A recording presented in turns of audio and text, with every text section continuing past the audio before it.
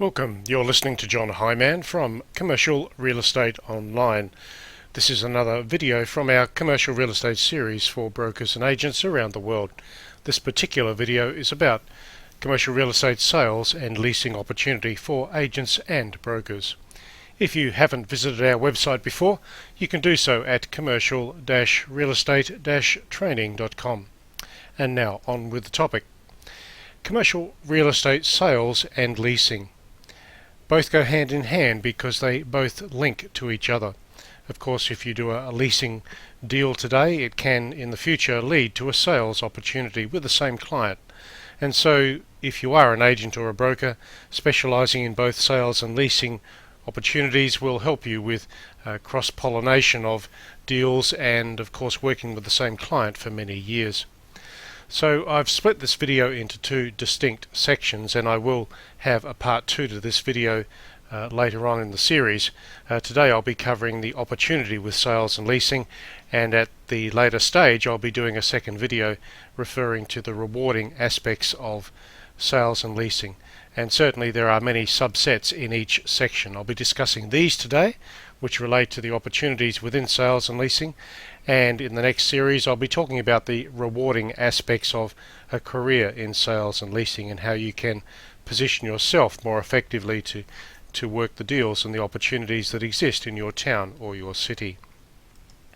So let's go back here to the start of the program, that is sales and leasing opportunity. And let's look at the subsections, and I'll take you further into these. So the issue today, of course, is that the market in every town and city is quite unique and special. You will know your market better than I, and indeed you will understand where the opportunities are when it comes to finding the clients to work with, the properties to list, and the buyers and tenants to work with as well. That being said, I've split the section up into 6 distinct aspects to talk about here for you, and I'll now move into those and we can take it further for you. So let's look at the first one, in sales and leasing. Now, landlords always want help with tenancy mix. If you are working with landlords now, you will know that they have vacancy factors to deal with throughout the year, and of course the tenancy mix will present challenges to them.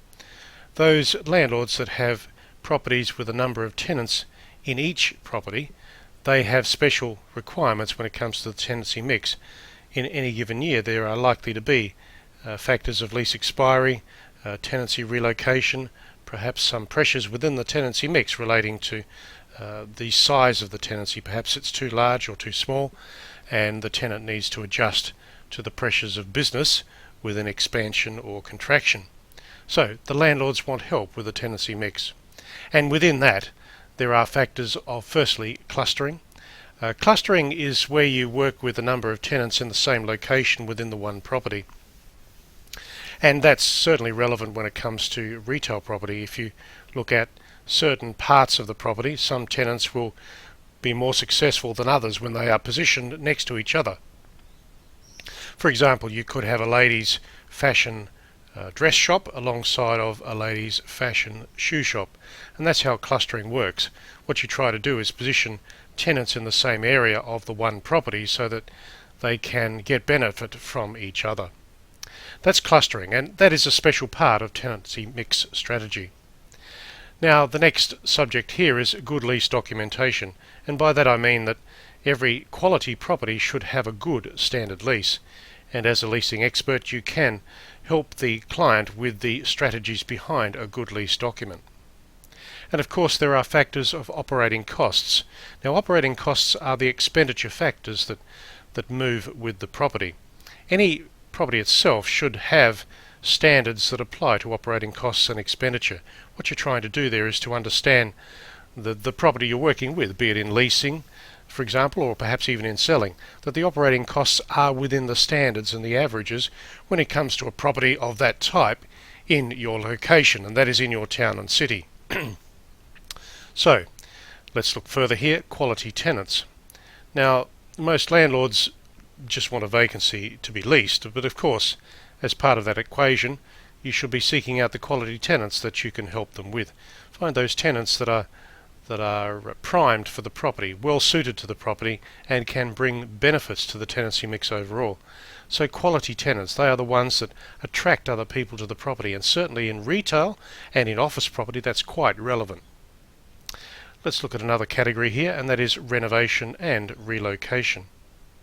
Now, most properties as they age reach a stage where renovation will be required and relocation of the tenants and the tenancy mix will be part of that process, and some of the leases should accommodate the relocation allowances as part of the terms of the lease. And that's where the leasing agent, brings to the property strategies behind the leasing process and the ability to move those tenants whilst the renovations are occurring. And of course, the tenants need to be helped through that process. And rental types are very different and special, of course. Rental types relate to gross and net rent, also the different types of net rent and the different types of gross rent. And within any leasing strategy, there will always be the factors of outgoings costs to be recovered. Whether you put the outgoings costs into the gross rental recovery or whether you have the outgoings costs as separate to the net income, the net rental, it really is a matter of what is standard for the property type and your town and your location. So rent types become a strategy that the professional leasing person can bring to the landlords that they serve. And as part of that, you should understand what rentals work when it comes to the property types in your town or city. And of course, further to that, we can now look at the factor of vacancy reduction. So you can help the landlord with vacancy reduction, with the challenges that occur within their property. You can help them find those new tenants that they require, or perhaps even deal with the vacancies that are coming up. Of course, you can look at the lease expiry profiles across the tenancy mix with all the leases in the property and help the landlord find new tenants or negotiate new leases with existing tenants. So that's how vacancy reduction occurs. And as part of that, I would have two plans running in parallel. I would have what is called a tenant retention plan, and I would also have a tenant mix strategy. So that is part of the tenant reduction process. And again, working as a leasing specialist, I would insist that those two plans are put into the property business plan for the landlord for that property for the year. So that's how a leasing specialist can bring specialisation to the landlords that they serve. That's a good thing. It's well worthwhile. It's certainly a part of the industry that is very specialised. So landlords want help with the tenancy mix. And that's really the point of this discussion here today. You can help your landlords quite successfully and in a specialised way with the clustering, with good lease documentation, recovery of operating costs when it comes to the property, finding those quality tenants, helping the landlords with renovation and relocation, and of course with the rental types that relate to the property type and also the town or city, and then of course vacancy reduction. Taking all of that into account, you are the specialist to help those landlords with the tenancy mix. And from that, overall, you will be well placed to help the landlord then, after that leasing deal, with a future sale opportunity. So that then becomes a cycle. And when you work with landlords today, in perhaps 2 or 3 years' time, when they want to sell the property, you are the expert that they are likely to approach when it comes to solving the sale problem. Of course, sales and leasing are quite specialised in their own way, but when you work within a property type, sales and leasing comes together quite well. So I'd recommend that you consider a property type to specialise in within your town or city, and then of course work exclusively and delve down into that property type when it comes to leasing strategy, which can then help the sales strategy in the future with that investment property.